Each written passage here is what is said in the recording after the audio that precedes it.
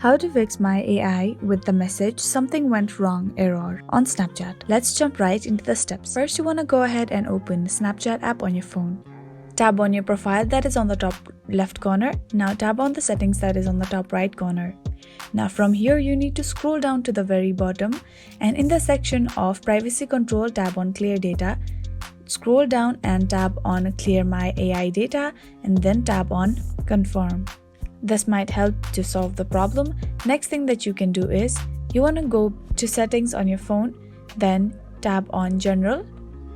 As you do that, you will enter to the screen where you want to tap on iPhone storage. Now after it is loaded, you want to go ahead and search for Snapchat. Now go ahead and tap on it. As you do that, you will enter to the screen where you want to go ahead and tap on offload app.